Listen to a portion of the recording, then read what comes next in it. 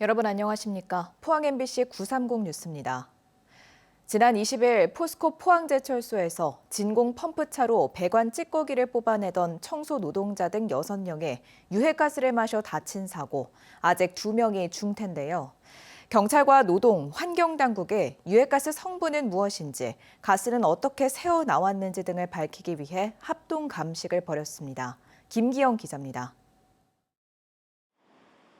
경북경찰청 과학수사대와 국립과학수사연구원 관계자들이 연이어 제철소 안으로 들어갑니다.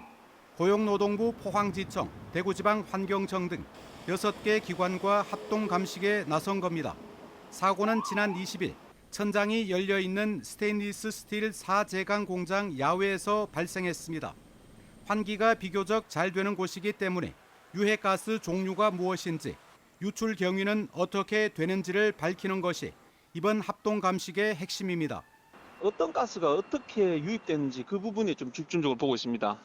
또 작업자들의 안전장비 착용 여부와 설비 결함, 안전조치 위반 여부 등도 확인해야 합니다. 노조는 앞서 지난 24일 기자회견을 통해 노동자들이 사고 공장의 1, 2절로 모두 셧다운, 일시 가동 중단 상태인 것으로 알고 작업에 나섰다고 주장했습니다.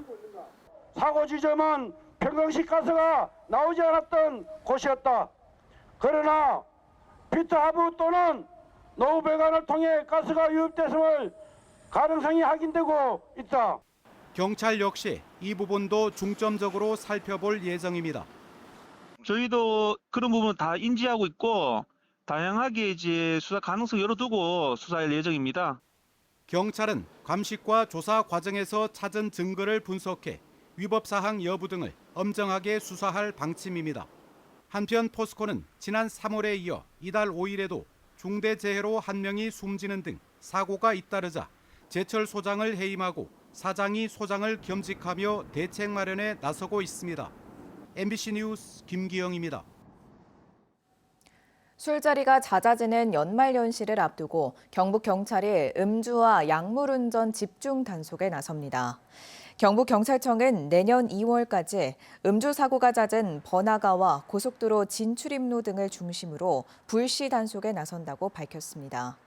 경찰은 금요일에 진행되는 전국 일제 단속을 포함해 일주일에 3번 이상 단속을 벌일 계획이며 약물 운전이 의심되는 경우 운전자의 동의를 받아 마약 간이 검사를 시행할 계획입니다. 포항 동지여고와 경주여고, 김천고 등 도내 6개 학교에 학점제형 자기주도 학습 공간이 구축됩니다. 자기주도 학습 공간은 기존의 자율학습실에서 벗어나 학생들이 학교 안에서 개인 학습부터 소그룹 토의, 진로 진학 상담, 온라인 공동교육과정 참여까지 폭넓은 지원을 받을 수 있도록 운영됩니다. 경북교육청은 고교 학점제 전년 시행에 맞춰 이번 사업을 추진하고 있습니다. 1, 2차 민생회복 소비 쿠폰 사용 기한이 오는 30일 자정 종료됩니다. 행정안전부는 마감 시간 이후 남은 잔액은 모두 소멸된다며 기간 내 사용을 당부했습니다. 지난 16일 기준 신용 체크카드로 지급된 소비 쿠폰 9조 668억 원 중 약 2%가 사용되지 않고 있습니다. 이상으로 포항 MBC 930 뉴스를 마칩니다. 고맙습니다.